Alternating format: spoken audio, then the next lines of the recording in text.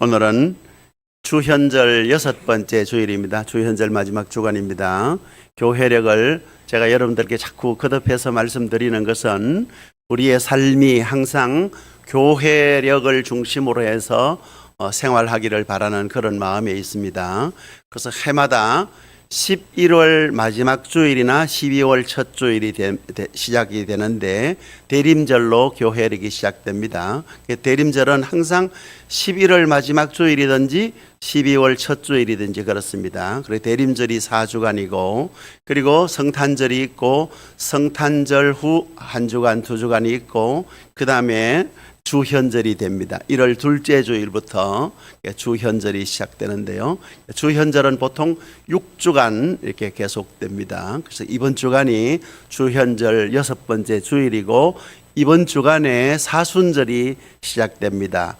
기독교 절기에 있어서 제일 중요한 절기입니다. 이 사순절은 수요일부터 시작합니다. 그래서 금년 18일이 제의 수요일입니다. 사순절이 되면 전통적으로 경건한 우리 성도들은 제 가운데 앉아서 자신의 지나온 과거를 반성하고 살피면서 앞으로 어떻게 내가 하나님 앞에 살아갈 것인가를 생각하는 시작하는 날이 사순절 시작이고 그 수요일이 시작되는데 그날을 우리는 제 가운데 앉아서 우리의 삶을 돌아보고 회개한다 해서 제의 수요일이라 시작됩니다. 이야기합니다. 그래서 2월 18일부터 시작된 사순절은 주일을 뺀 평일 40일간이 사순절입니다. 그래서 그 주간의 주일은 7번의 주일이 있는데요. 그래서 4월 5일 주일이 금년은 4월 5일 주일이 부활주일이 되겠습니다. 그래서 이번 주간부터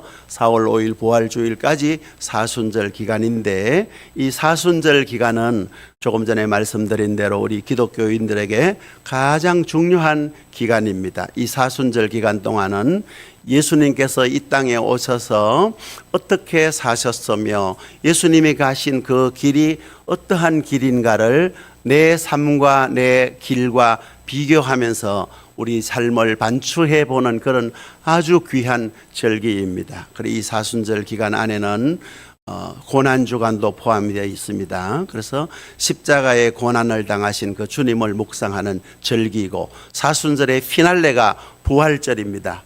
그 고난 가운데 죽음을 이기신 예수님의 부활로 오늘 우리도 부활 생명을 얻은 자다 하는 것을 확인하는 시간이 이 사순절 기간 되겠습니다. 그래서 모든 날 모든 절기가 다 중요하겠습니다만은 이번에 금년에 여러분이 사순절 이번 수요일부터 시작되는 40일 동안 주일을 뺀 40일 동안 여러분 나름의 어떤 계획을 세워보면 좋겠습니다. 어떤 분은 40일 사순절 기간 동안 하루 한 끼 금식하시든지 아침 금식은 안 됩니다. 하루 한 끼 금식하는데 금식하시려면 점심 금식이나 저녁 금식이 좋습니다.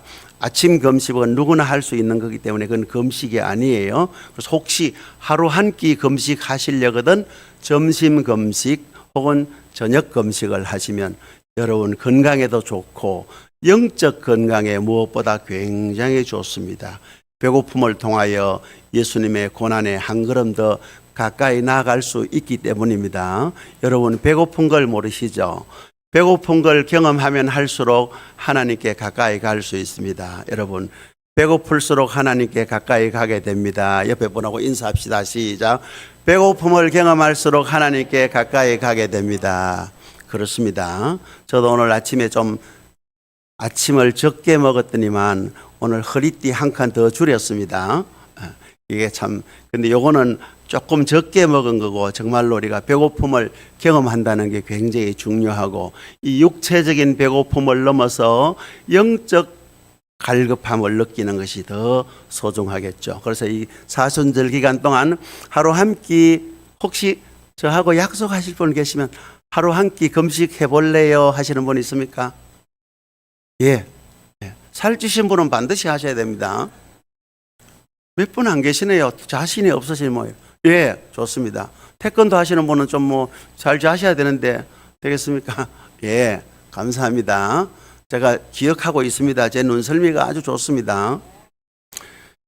금식을 해보시고 아니면 40일 기간 동안 신구약 성경 다 읽기는 쉽지 않을 거예요. 열심히 읽어도 40일 동안 신구약 성경 다 읽기는 어려우니까 이번에 사순절 기간 동안 신약 성경 한번 다 읽어보시겠다라고 다짐이 되시는 분 한번 손 들어보실래요?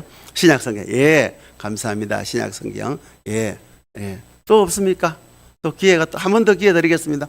또, 아이고, 그러면 금식도 안 하시겠다. 성경도 안 읽으시다. 그럼 좋습니다. 이번 40일 동안, 44순절 기간 동안 하루에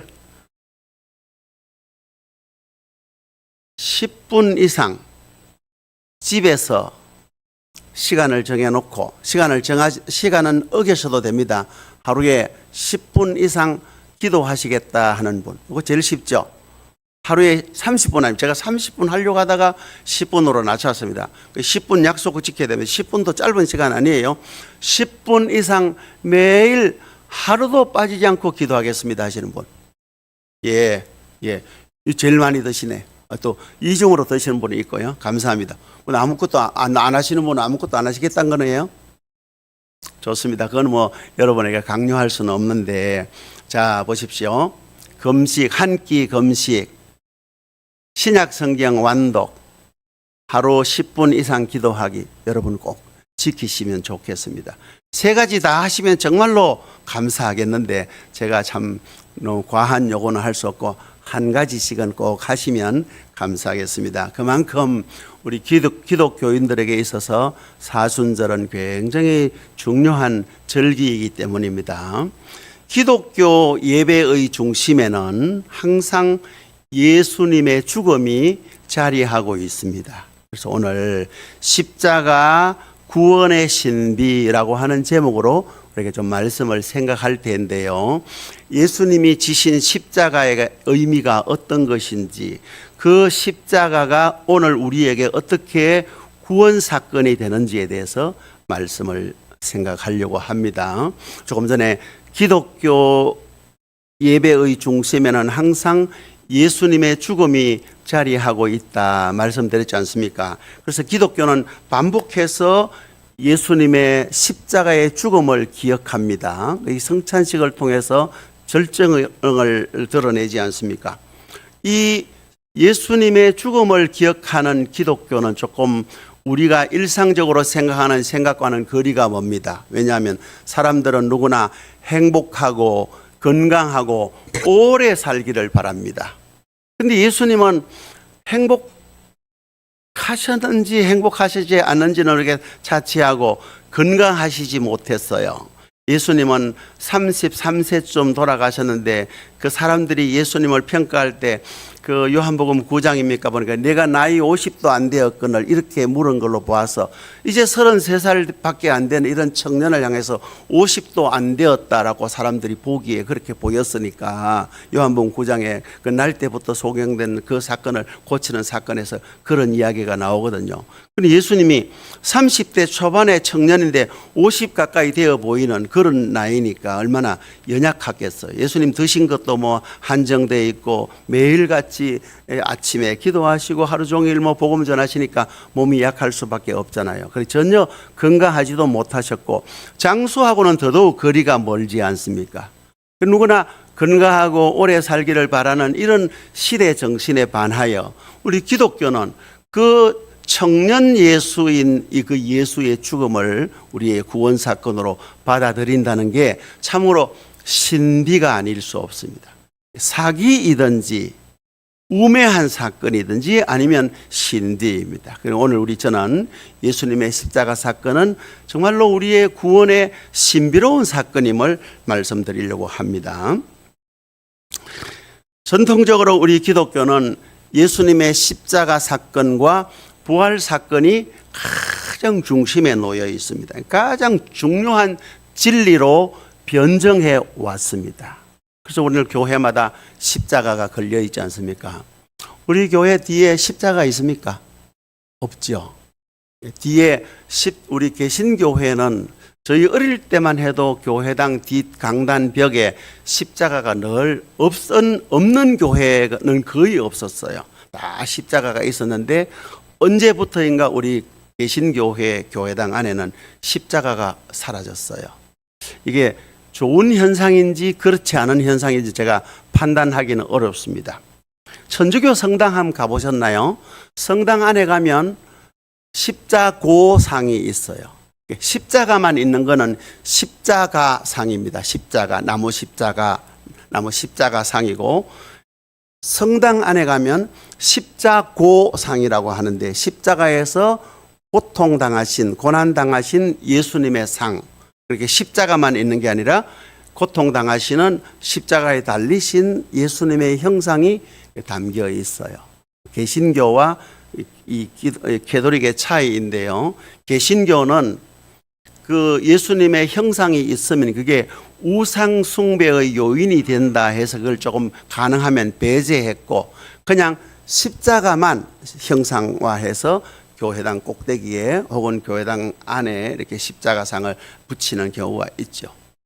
유대교 그 회당에 한번 가보신 적이 있나요? 유대교 회당이나 아니면 이슬람 무슬림의 그 모스크에 가보신 적이 있으시죠? 가보면 거기에는 그 어떤 형상도 없습니다.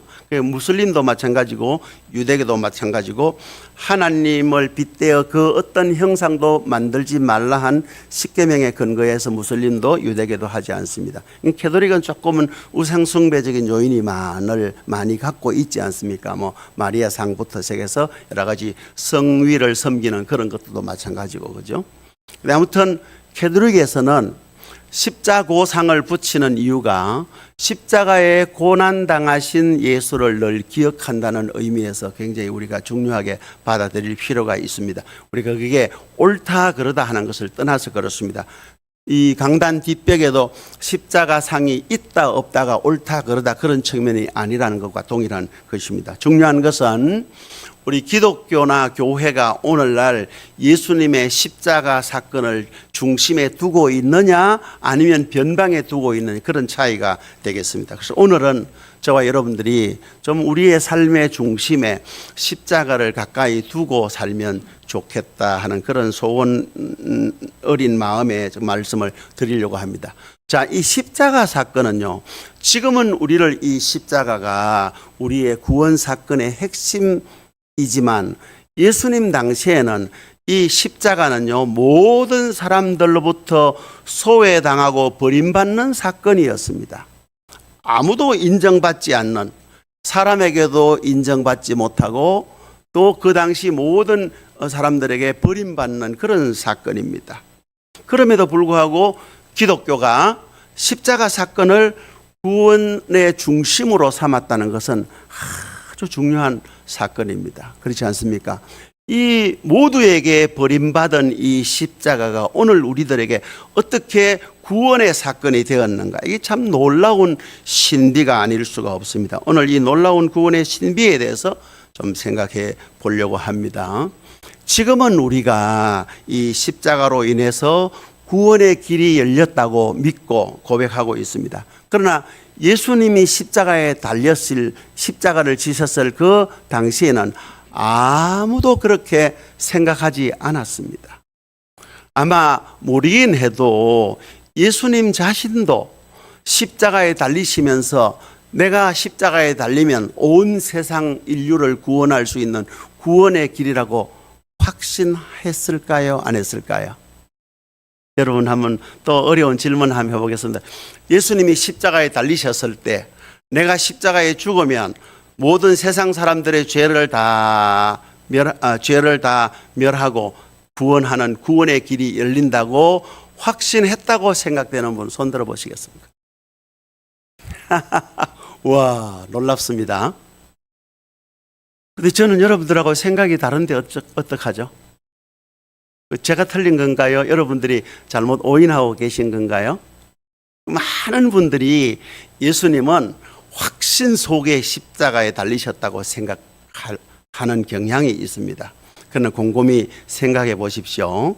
예수님이 십자가에 달리기 전에 겟세마네 동산에서 십자가를 달게 받겠습니까? 그래 기도했습니까? 아니잖아요. 그죠? 할 수만 있으면 이 잔을 예수님이 받아야 될 그 잔이 십자가를 의미하지 않겠습니까? 이 잔을 어떻게 한다고요? 내게서 지나가게 해달라. 이게 달게 받고 싶지 않다는 이야기 아니겠습니까? 그런 측면에서 겟세마네 동산에서 밤새도록 기도하실 때도 예수님은 십자가에 대한 확신이 없었다고 볼 수 있겠죠. 단지 예수님은 그 주어진 십자가에 순종하셨어요. 그래서 뭐라고 말씀했습니까? 내 뜻대로 마옵시고 아버지의 원대로 하옵소서. 십자가가 아버지의 뜻이라면 아버지의 뜻인지 아닌지 예수님의 확신은 부족했는데 내가 할 수만 있으면 이 잔을 내게서 지나가게 해달라 그래 기도하셨지만 결국은 하나님의 뜻에 순종하신 예수님의 모습이 그 뒤에 나와 있지 않습니까? 그리고 예수님이 십자가에 달리셨을 때 제일 마지막에 하신 말씀이 무엇입니까? 요한복음에는 다 이루었다. 요한복음에는 그렇게 되어 있고 누가복음에는 아버지 내 영혼을 부탁하나이다. 그게 누가복음과 요한복음의 차이인데 마태복음과 마가복음에는 엘리 엘리 라마 사박다니가 제일 마지막 말씀이에요. 사복음서 가운데 마가복음이 제일 먼저 기록되었기 때문에 누가복음이나 마태복음도 마가복음에 근거해서 성경이 기록되어졌고 요한복음은 마가복음이 기록된 때보다도 한 20, 30년이 지난 후에 기록되었다는 측면에서 모든 복음서의 가장 원조는 마가복음이 됩니다. 그런 측면에서 예수님의 마지막 말씀이 어떤 면에서는 엘리 엘리 라마 사박다니였습니다. 해석하면 어떻게 되죠? 나의 하나님 나의 하나님 뭐라고요? 어찌하여 나를 버리셨나이까? 예수님 마지막에 운명하시면서 왜 하나님 나를 버리셨습니까? 그 말을 왜 하셨을까요? 물론 이제 요한복음에는 다 이루었다는 말씀이 있는데 이 다 이루었다는 말씀에 대해서 우리가 조금 더 해석이 필요하기 때문에 그건 뭐 좀 차치하고요. 예수님의 그 마지막 말씀이 마태복음과 마가복음에 왜 하나님 나를 버렸습니까? 라고 그 말씀을 하시고 돌아가셨거든요. 그렇다면 예수님이 자기가 지는 이 십자가 구원의 확신을 갖고 구원의 길이란 것을 확신하고 돌아가셨다고 말씀할 수 있을까요? 아니잖아요. 그죠? 그러니까 제가 여러분들이 틀렸다라는 말이 아니라 우리가 조금 더 여러분이 구원 사건의 깊이에 대해서 그만큼 조금 이해가 덜하다 그런 뜻이에요. 여러분 뭐 모른다, 무지하다 그렇게 말씀드리면 여러분 기분이 별로 안 좋으실 거고 이해의 깊이가 다르다는 것이겠죠. 이 예수님의 십자가 사건은 예수님이 십자가를 질 그 당시에는 다 실패한 사건이고 누구에게나 다 외면받는 사건이었는데 이 사건이 오늘 우리에게 어떻게 우리를 구원하는 구원 사건이 되었으며 그 옛날부터 지금까지 2000년 동안 모든 시대 모든 지역의 사람들에게 그렇게 생명 사건이 되었는지에 대해서 왜 관심이 없으세요? 왜 그냥 교리적으로 예수님이 십자가 내 구원이다 이렇게 믿으면 여러분의 믿음이 좋은 듯 하지만 그 신앙은요 확신보다도 내용이 더 중요한 거예요. 오늘 믿습니다 주여 아멘 할렐루야 믿습니다 하는 분들의 공통점은요 잘 안 믿어지니까 그 잘 안 믿어지는 자기의 마음을 위안하기 위해서 오히려 믿습니다 하는 분들이 더 많다고 이야기를 해요. 실제로 그런 경우도 있고 그렇지 않은 경우도 있겠죠. 그러나 우리가 하나 분명한 것은 예수님의 십자가가 내 구원의 그 진리의 십자가입니다라고 고백하는 이 우리의 고백이 참 우리가 하나님의 어떤 구원 사건을 경험한 사람들의 고백인 것 같으면 아무런 문제가 없고 그건 정말로 오늘 바울 사도가 고린도 교회에 이야기한 것처럼 하나님의 능력이 됩니다. 그렇지 않으면 미련하고 어리석은 십자가가 되는 거예요. 엑소시스트 같은 그런 영화에 보면 어떤 믿음 없는 신부가 십자가만 붙들고 사탄을 싸우려고 하니까 오히려 이 십자가가 능력이 되지 않는 그런 영화가 있었지 않습니까? 그러니까 아무 의미 없이 십자가만 붙들고 있으면 그 십자가가 아무 능력이 없는 거예요. 십자가 형상을 붙들든 안 붙들든 상관없이 그 예수님이 달리신 그 십자가가 정말 나에게 생명이 되고 구원이 된다는 걸 여러분의 삶을 통해서 체험하셔야 돼요. 이 십자가는요, 도무지 사람들에게 인정받지 못하는 그런 처형이라는 건 여러분 다 아시잖아요. 자, 보십시오. 예수님은 유대인에게조차도 일반 유대인들에게조차도 인정받지 못하셨고 유대교 지도자들인 대제사장과 장로들에게 서기관들에게도 인정받지 못했어요. 헤롯 왕과 로마의 총독인 빌라도에게조차도 인정받지 못하고 빌라도는 예수님에게 사형 언도를 했습니다. 그럼에도 불구하고 이 십자가가 오늘 우리에게 구원 사건이 되는 놀라운 신비가 있습니다. 예수님이요, 십자가에 달리신 이유는 크게 두 가지라고 볼 수 있는데요. 예수님이 주로 사역하신 그 사역지는 예루살렘에서 멀리 떨어진 유대인들이 변방에 살고 있는 유대인들인 갈릴리 지역에서 주로 사역하셨고 예수님이 절기 때만 예루살렘에 가셨어요. 그리고 예루살렘 성전에 한 3번 정도 가신 걸로 복음서에 나타나 있는데 첫 번째, 두 번째 가실 때는 예수님께서 성전에 가서 별반 이렇게 충돌이 없었습니다. 그리고 갈릴리를 중심으로 해서 하셨던 예수님의 복음 사역에는 가난한 자들을 도와주시고 병든 자를 치료하시고 귀신 들린 자를 쫓아내시면서 그들에게 하나님의 복음의 말씀을 전하실 때까지만 해도 유대계 지도자들에게 전혀 영향을 미치지 못했습니다. 소문을 들었을 뿐이고 그냥 그런 선지자 정도가 있는가 보다 생각했어요. 근데 예수님의 그 십자가가 구체적으로 진행된 것은 마지막 3번째 혹은 뭐 어떤 학자에 의하면 4번째라고 이야기도 합니다만은 마지막 그 예루살렘 성에 방문했을 때 모든 사람들이 유대인들이 환영을 했지 않습니까? 호산나 호산나 다윗의 자손이 하면서 예수님의 예루살렘 입성을 환영했습니다. 그 호산나 하는 것은 우리를 구원하소서라고 하는 뜻이거든요. 예수님을 구원자로 받았다는 것 아니겠습니까? 그런데 그런 유대인들조차도 나중에 예수님과 바라바를 두고 선택을 받았을 때 그 민중들은 전부 바라바를 선택했습니다. 그런 측면에서 일반 유대인 민중들도 다 예수님을 저버렸고 유대교 지도자들인 대제사장을 비롯한 그 일가들을 말할 것도 없고 빌라도조차도 정치적인 판단에 의해서 예수님을 십자가에 사형하도록 내어줬지 않습니까? 예수님은 철저하게 그 당시 사람들로부터 버림받는 그런 상황이었는데 십자가에서 예수님이 엘리 엘리 라마 사박단이라고 외친 말씀에서 우리가 생각할 수 있듯이 하나님에게서조차도 버림받은 거예요. 조금 전에 예수님께서 그냥 갈릴리에서 복음을 전하고 사셨더라면 아니면 평안한 삶을 사셨을지 모르겠습니다만은 예루살렘에 오셔가지고 그 예루살렘에 있는 기득권층 그러니까 유대교 지도자들과 싸웠어요. 저항하신 거예요. 그 저항한 핵심 내용이 2가지인데 그 2가지가 뭐냐면 안식일 문제고 그 예루살렘 성전에 관한 문제였어요. 유대인들은 안식일을 목숨처럼 여기는 사람인데 예수님은 그 형식적인 안식일보다 안식일의 주인이신 하나님 그리고 그 안식일의 주인이신 하나님께서 안식을 주신 목적이 사람을 위한 것이다 하는 것을 말씀하셨고 유대계 지도자들은 그 사람에게 안식일만을 강요하다 보니 그 안식일이 유대인들에게 안식이 된 게 아니라 오히려 고통이 된 것이었어요.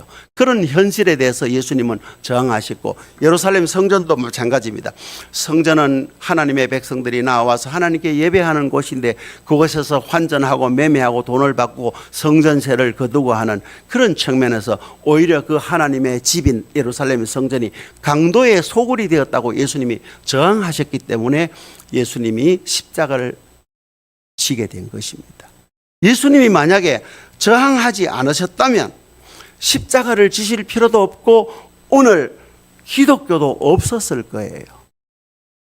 그런 면에서 오늘 우리 기독교는 저항의 종교입니다.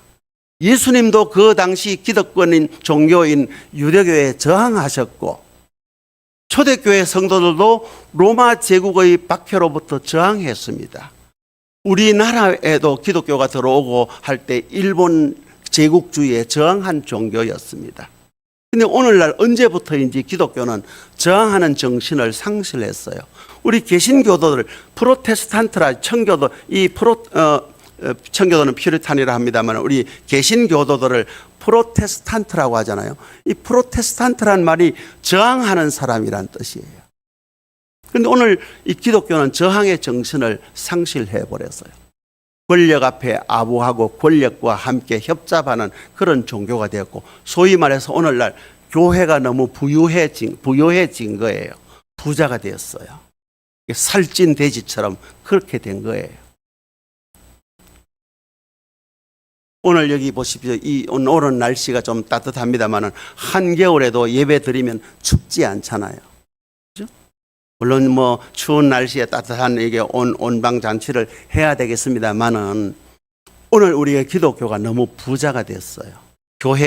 우리 교회는 그렇지 않지만 다른 교회 가보면요, 교회당마다 카페가 너무너무 고급스럽게 잘 되어 있고요, 교회당 장식도 너무너무 잘 되어 있어요. 어떤 교회는 우리 정문교회보다 조금 더 규모가 커지 싶은데 안에 실내 장식하는데 5억 들었다고 해요. 대단하죠? 오늘날 이 기독교가 저항 정신을 상실했는데요, 예수님도 그 시대 정신에 저항하지 않았으면 십자가를 지실 필요도 없고 십자가에 처형당하시지도 않았고, 그러면 오늘 기독교도 없었겠지요. 기독교가 없었으면 오늘 우리에게 생명도 없고 구원도 없는 것 아니겠습니까? 그럼에도 불구하고 예수님께서 십자가의 길을 기꺼이 갔다는 것은, 자 보십시오. 그렇게 저항해서 십자가까지 갔으면 그 십자가를 통해서 무언가 하나님의 능력이 나타나야 될 거 아닙니까? 그런데 예수님은 아무런 능력도 없이 무기력하게 십자가에 처형당하신 거예요. 거기에서 기독교 구원이 시작되었다는 것이 무엇인지를 우리가 찾아야 됩니다.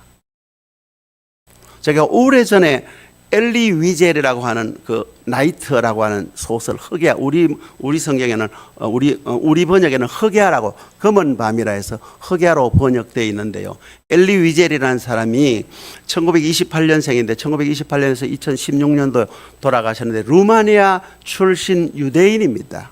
이분이 주로 헝가리에서 많이 살았는데요, 이 소년 시절에 1944년이니까 16살 아닙니까? 16살 소년 시절에 15살 때부터 아우슈비츠 수용소에서 독일의 나치에 의해서 자기 아버지, 어머니, 누이 동생 다 처형당하고 자기도 이리저리 떠돌다가 어느 날 그 수용소에 있는데, 그 수용소에 어떤 어른 두 사람하고 13살 먹은 소년 하나가 교수도에 처형을 당하는데, 이게 목을 이렇게 밧줄로 목을 감지 않습니까? 그렇게 어른들은 이게 목이 딱 졸리면 불과 뭐 한 10분 안에 숨이 끊어진대요. 근데 13살 먹은 아이가 요즘처럼 뭐 뚱뚱한 아이도 아니고 아주 뭐 뼈만 남은 아이니까 몸무게가 가벼우니까 1시간 반 이상을 목이 졸린 채로 발버둥거리는 모습을 이 위젤이 본 거예요. 그때 누가 하나님은 어디 계신가? 하나님은 지금 어디에 있는가? 이런 작은 소리로 엎드리는 소리를 들었는데, 그 엘리 위젤이 처음에는 이 위젤이 어릴 때부터 유대교 경전을 외우고 철저하게 하나님을 믿는 신앙으로 무장되어 있었고 어떤 경우도 자기의 믿음은 변치 않는다고 생각했는데 나중에 수용소에서 수용자가 되어서 생활을 해보니 하나님이 안 계시더라 하는 걸 처절하게 느낀 거예요. 그래 이 사람이 한때 하나님을 조롱하는 기도문을 쓰기도 했어요. 그 책에도 나오는데요.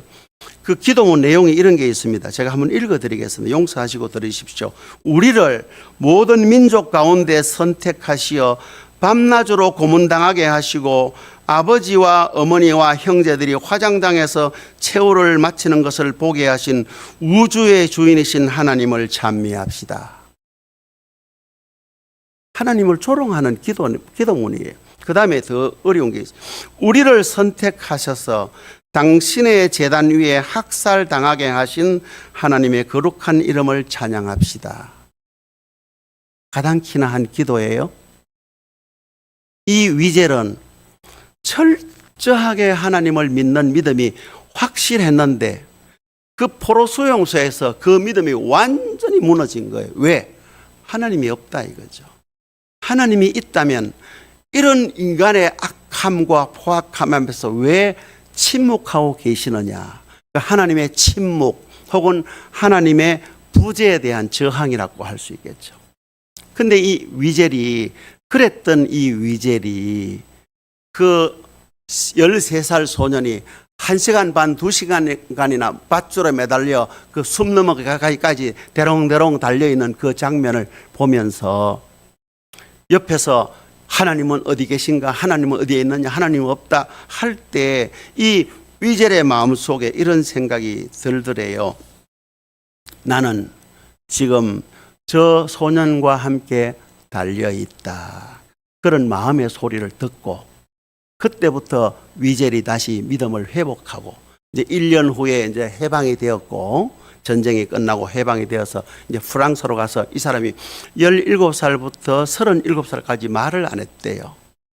하나님이 침묵하신 그 침묵을 묵상하면서 자신도 세상에 대해서 침묵하다가 나중에 37살이 되어서야 그 아우슈비츠 수용소에 있었던 일들을 이제 기록하기 시작했고 그렇게 나온 자전적 소설이 흑야입니다. 그래서 1986년도에 노벨 평화상을 받지 않습니까?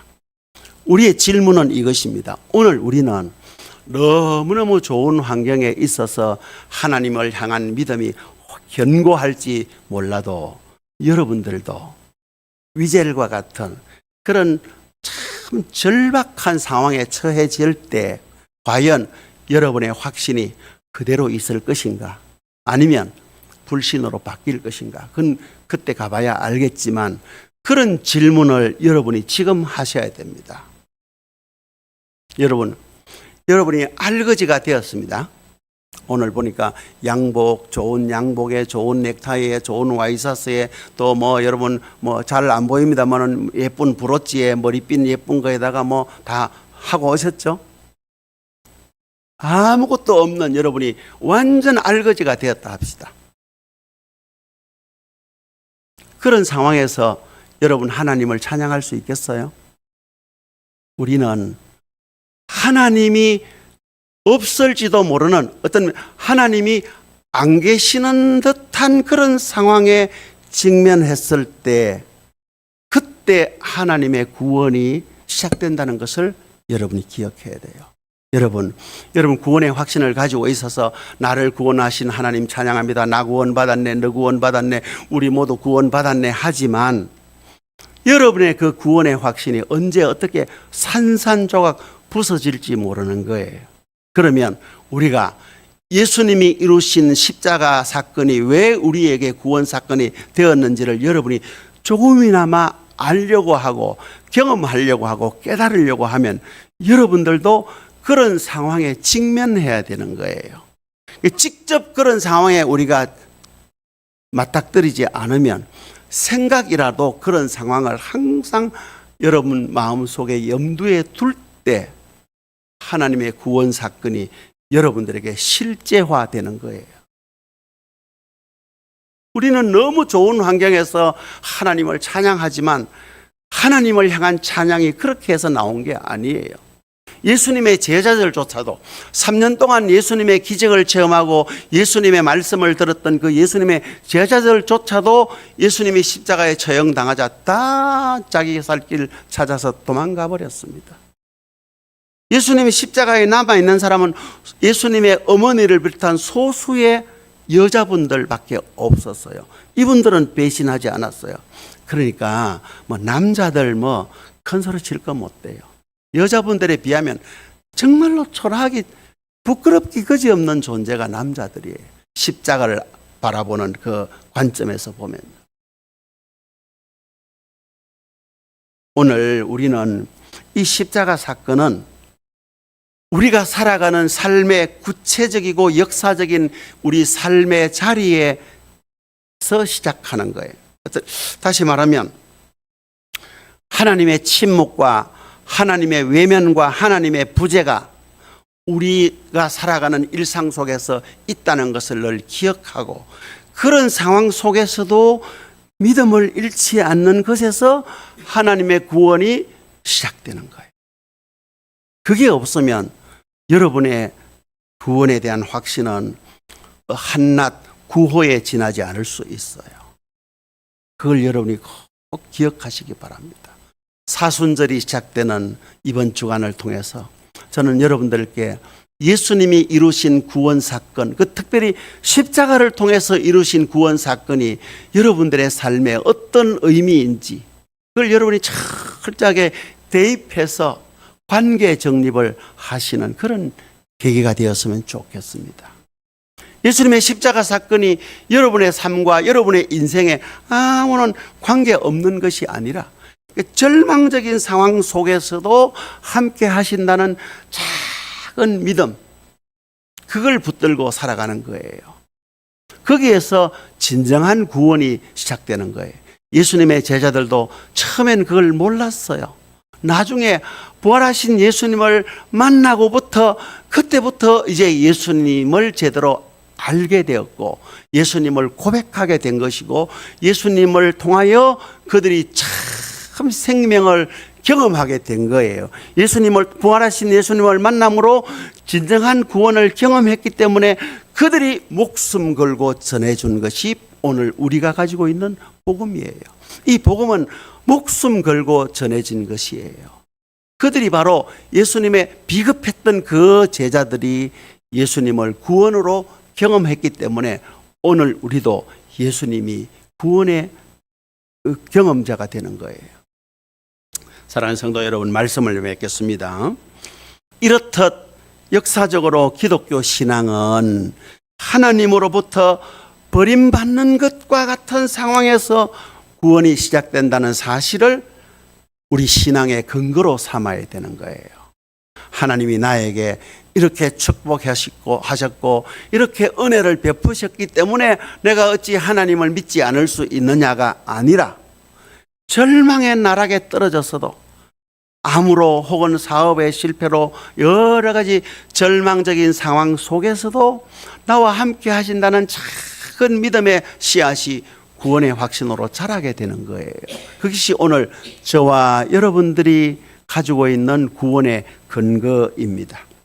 그래서 하나님으로부터 유기에 해당되는 이 현실을 극복하려고 하는 신앙적 노력, 누구도 원치 않는 그 실패의 상황에서 하나님의 참된 희망이 시작된다는 것, 그것이 바로 하나님의 구원이고, 바로 거기에서 하나님의 구원이 시작되는 것입니다. 혹시 여러분 지금 여러분 사정을 다 모릅니다만은 남들에게 다 말할 수 없는 아픔 속에 있는 분 계신가요? 남들에게 다 말할 수 없는 그 고통 속에 계신 분이 있나요? 그러면 그 아픔 속에, 그 절망 속에, 그 고통 속에 하나님이 숨어 계셔요. 그걸 우리가 찾을 수 있어야 됩니다. 제가 자주 말씀드리잖아요. 하나님은 숨어 계신 하나님이시다. 하나님은 침묵하시는 하나님이시다. 그걸 하나님의 부재라고 이야기를 하잖아요. 우리가 어디 가면 부재 중이라고 하잖아요. 지금 우리 현실 속에 하나님이 우리에게 선명하게 나타나셔서 보여주시면 얼마나 좋습니까마는 거의 대부분의 경우에는 하나님께서 지금 부재 중이세요. 부재 중이신 그 하나님을 우리가 하나님으로 믿는다는 게 정말로 역설이고 동시에 신비 그 자체이지 않습니까? 모두에게 버림받은 십자가를 진 그 예수님을 우리의 구주로 모시고 그 주님 앞에 구원의 노래를 부르는 게 참 신비지 않습니까? 우리는 바로 이런 신비로운 구원 사건의 중심에 놓여 있습니다. 여러분, 이 구원이 여러분의 삶에 큰 동력이 될 줄 믿습니다. 그럴 때 여러분은 세상을 전혀 다른 차원에서 바라볼 수 있습니다. 그렇지 않으면 세상이 너무너무 크게 다가오는 거예요. 세상이 우리를 지배하는 게 아니라 우리가 세상을 다스리는 방식으로 살아야 되지 않겠습니까? 그죠? 그러려고 하면 세상을 이기신 주님을 바라봐야 됩니다. 그 주님도 절망 가운데서 십자가를 지셨어요. 막막함 가운데서 십자가를 지셨습니다. 여러분, 지금 여러분의 상황이 막막하다 싶으면 그때 하나님의 구원이 여러분에게 찾아온다는 사실을 기억하고 그 막막함 가운데서 하나님을 찾고 하나님께 가까이 나아가는 저와 여러분들 되시기를 바라면서 이 말씀을 증거합니다.